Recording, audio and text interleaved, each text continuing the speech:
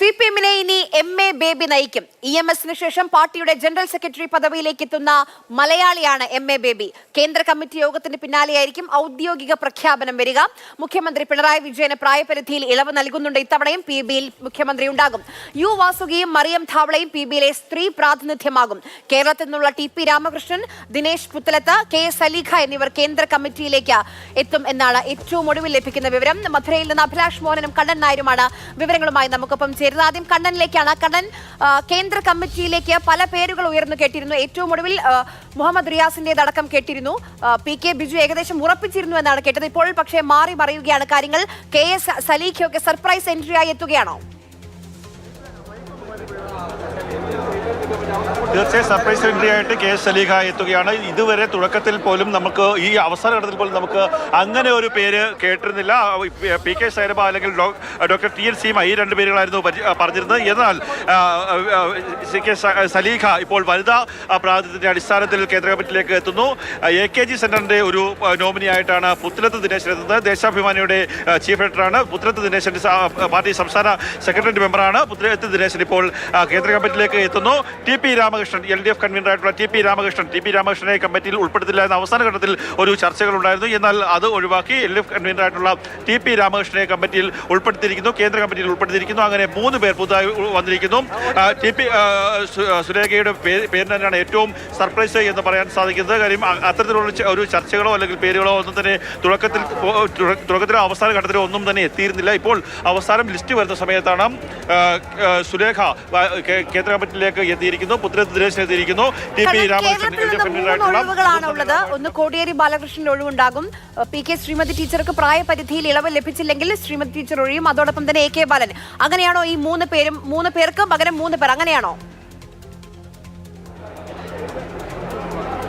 ശ്രീമതി ടീച്ചറിന്റെ കാര്യത്തിൽ ഒരു വ്യക്തത കൂടി വരേണ്ടതുണ്ട്. ശ്രീമതി ടീച്ചർ തുടരാൻ സാധ്യതയുണ്ട്. അതായത് ശ്രീമതി ടീച്ചർ തുടരുക എന്ന് വെച്ചാൽ കേന്ദ്ര കമ്മിറ്റിയിലെ ക്ഷണിതാവായി തുടരാനുള്ള സാധ്യതയാണ് നമുക്ക് കാണാൻ സാധിക്കുന്നത്. അത് സംബന്ധിച്ചൊരു വ്യക്തത വരേണ്ടതുണ്ട്. നമുക്കിപ്പോൾ കേരളത്തിൽ നിന്നുള്ള 3 അംഗങ്ങളുടെ ലിസ്റ്റാണ് പുറത്തു വന്നിരിക്കുന്നത്. നേരത്തെ മന്ത്രി മുഹമ്മദ് റിയാസിന്റെ പേര് പരിഗണനയിലുണ്ടായിരുന്നു. എന്നാൽ നമ്മൾ കേന്ദ്ര കമ്മിറ്റിയിലെ കണക്ക് പരിശോധിക്കുമ്പോൾ എളമരം കരീം, ടി.പി. രാമകൃഷ്ണൻ, സതീദേവി അടക്കമുള്ള ആൾക്കാർ കോഴിക്കോട് കേന്ദ്രീകരിച്ച് കോഴിക്കോട് നിന്ന് ഉള്ള ആൾക്കാരാണ്. അതുകൊണ്ടാണ് മുഹമ്മദ് റിയാസിനെ ഒഴിവാക്കിയത് എന്നുള്ളതാണ് നമുക്ക് മനസ്സിലാക്കാൻ സാധിക്കാതെ. അല്ലെങ്കിൽ മുഹമ്മദ് റിയാസിനെ ഇത്തവണ പരിഗണിക്കേണ്ടതില്ല എന്നുള്ള ഒരു തീരുമാനത്തിലേക്ക് എത്തുന്നതാണ് നമുക്ക് മനസ്സിലാക്കുവാൻ സാധിക്കുന്നത്. ഇപ്പോൾ കേന്ദ്ര കമ്മിറ്റിയിലേക്ക് 3 പേർ എത്തിയിരിക്കുന്നു. ടി.പി. രാമകൃഷ്ണൻ, പുത്തലത്ത് ദിനേശൻ, സലീഖ. ഈ 3 പേരാണ് ഇപ്പോൾ കേന്ദ്ര കമ്മിറ്റിയിലേക്ക് പുതുതായി എത്തിയിരിക്കുന്നത്. അത് സലീഖയുടെ പേര് സർപ്രൈസ് എൻട്രി എന്ന് തന്നെ പറയാം.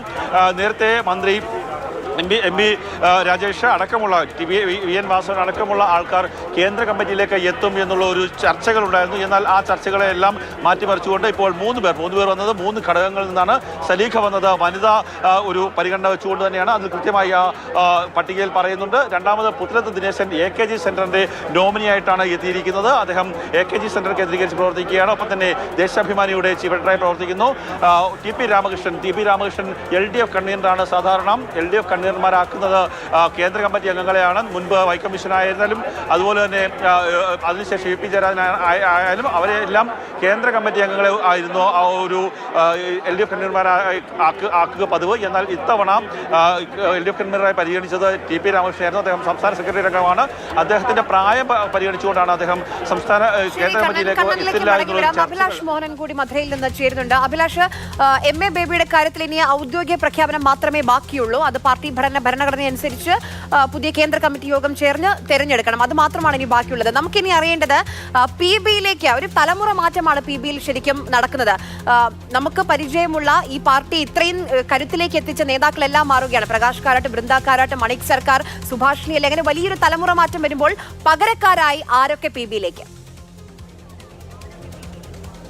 തീർച്ചയായിട്ടും ഇവിടെ ആര്യ ശ്രദ്ധിക്കേണ്ട കാര്യം 17 അംഗ പി.ബി ആണ് CPM-ന്, 85 അംഗ കേന്ദ്ര കമ്മിറ്റിയും 17 അംഗ പി.ബിയുമാണ്.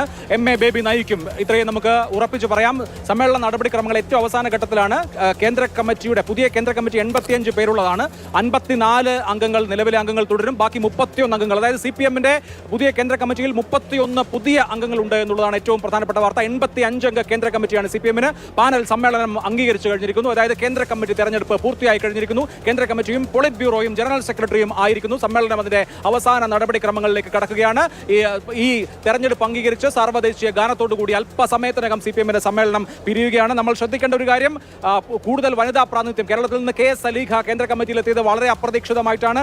TP രാമകൃഷ്ണനും പുത്തലത്ത് ദിനേശനും കേന്ദ്ര കമ്മിറ്റിയിൽ എത്തുമെന്ന് നമ്മൾ നേരത്തെ തന്നെ റിപ്പോർട്ട് ചെയ്തിരുന്നു. വെസ്റ്റ് ബംഗാളിൽ നിന്നും വനിതാ പ്രാതിനിധ്യമുണ്ട്. DYFIയുടെ തീപ്പൊരി നേതാവ് DYFI സംസ്ഥാന പ്രസിഡന്റ് മീനാക്ഷി മുഖർജി CPM-ന്റെ കേന്ദ്ര കമ്മിറ്റിയിലേക്ക് എത്തിയിരിക്കുന്നു. കൊണോക്യ ഘോഷ് വനിതാ നേതാവ് പശ്ചിമ ബംഗാളിലെ CPM-ന്റെ കേന്ദ്ര കമ്മിറ്റിയിലേക്ക് എത്തിയിരിക്കുന്നു. അങ്ങനെ പ്രധാനപ്പെട്ട കാര്യങ്ങളുണ്ട്. പോളിറ്റ് ബ്യൂറോയെ എടുത്താൽ നേരത്തെ ആര്യ സൂചിപ്പിച്ചതുപോലെ CPM-ന്റെ മുഖമായി നിന്നിരുന്ന നേതാക്കൾ പ്രകാശ് കാരാട്ട്, വൃന്ദ കാരാട്ട്, സുഭാഷിണി അലി, മണിക് സർക്കാർ, അതുപോലെ തന്നെ സൂര്യകാന്ത് മിശ്ര തുടങ്ങിയവർ ഒഴിയുമ്പോൾ പുതിയ ഒരു നേതൃനിര വരികയാണ്. അതിൽ തമിഴ്നാട്ടിൽ നിന്നുള്ള യു വാസുകിയുണ്ട്, മഹാരാഷ്ട്രയിൽ നിന്നുള്ള മറിയം ധാവ്ലെയുണ്ട്, കരിവള്ളൂരുകാരനായ മലയാളിയായ വിജു കൃഷ്ണൻ, അദ്ദേഹം ഡൽഹി കേന്ദ്രീകരിച്ചാണ് പ്രവർത്തിക്കുന്നത്. അദ്ദേഹം സെന്റ് സ്റ്റീഫൻസ് കോളേജിലെ വിദ്യാർത്ഥി കാലഘട്ടത്തിന് ശേഷം ഡൽഹി കേന്ദ്രീകരിച്ച് CPM-ന്റെ കേന്ദ്ര സെക്രട്ടേറിയറ്റിലും അതുപോലെ തന്നെ അഖിലേന്ത്യാ കിസാൻ സഭയുടെ പ്രധാന നേതൃമുഖമായും പ്രധാന സംഘാടകനായും പ്രവർത്തിക്കുകയാണ്. വിജു കൃഷ്ണൻ പോളിറ്റ് ബ്യൂറോയിലുണ്ട്. അരുൺകുമാർ, അദ്ദേഹം ആന്ധ്രാപ്രദേശിൽ നിന്നുള്ള നേതാവാണ്, യുവ നേതാവാണ്. അരുൺകുമാർ അതുപോലെ തന്നെ പോളിറ്റ് ബ്യൂറോയിലുണ്ട്. അമ്ര റാം കേന്ദ്ര പോളിറ്റ് ബ്യൂറോയിലുണ്ട് എന്ന് നേരത്തെ റിപ്പോർട്ട് ചെയ്തിരുന്നു. അക്കാര്യത്തിൽ ഒരു അന്തിമ സ്ഥിരീകരണം വരേണ്ടതുണ്ട്. സിക്കറിൽ നിന്നുള്ള MP ആണ് അമ്ര റാം. അതുപോലെ തന്നെയാണ് ത്രിപുരയുടെ ജനറൽ സെക്രട്ടറി, ത്രിപുരയുടെ സംസ്ഥാന സെക്രട്ടറി ജിതേൻ ചൗധരി, അദ്ദേഹം പോളിറ്റ് ബ്യൂറോയിലേക്ക് എത്തിയിരിക്കുന്നു. അങ്ങനെ യുവത്വമുള്ള ഒരു പുതിയ പോളിറ്റ് ബ്യൂറോ ആണ് ഈ 24ാം പാർട്ടി കോൺഗ്രസ് മധുരയിൽ സമാപിക്കുമ്പോൾ ഉണ്ടാവുന്നത്. അതിനെ നയിക്കാൻ കേരളത്തിൽ നിന്നുള്ള MA ബേബി ജനറൽ സെക്രട്ടറി ആയിട്ടും വരും. അപ്പോൾ 17-അംഗ പോളിറ്റ് ബ്യൂറോ, 85-അംഗ കേന്ദ്ര കമ്മിറ്റി, ഇതാണ് വന്നിരിക്കുന്നത്. കേന്ദ്ര കമ്മിറ്റിയിൽ 31 പുതുമുഖങ്ങൾ എന്നുള്ളതാണ് ഏറ്റവും ഒടുവിലായി വരുന്ന ഏറ്റവും നിർണായകമായ വാർത്ത. ആര്യ, ശരി, അഭിലാഷിലേക്ക് മടങ്ങി വരാം. കണ്ണൻ നായർ തുടരുന്നുണ്ട്. കണ്ണൻ, ഇപ്പോൾ സ്പെഷ്യൽ ഇൻവൈറ്റീസിന്റെ പേരിൽ മണിക് സർക്കാരും പ്രകാശ് കാരാട്ടും വൃന്ദ കാരാട്ടും സുഭാഷിണി അലിയും S രാമചന്ദ്രൻ പിള്ളയും ബിമൻ ബസുവും ഹന്ന മോഹൻലയും ഉണ്ട്. ഈ 85-അംഗ കേന്ദ്ര കമ്മിറ്റിയിൽ പക്ഷേ 85-ാമത്തെ പേര് ആ ലിസ്റ്റിൽ വേക്കന്റ് ആയിട്ടാണല്ലോ ഇട്ടിട്ടുള്ളത്. കണ്ണൻ,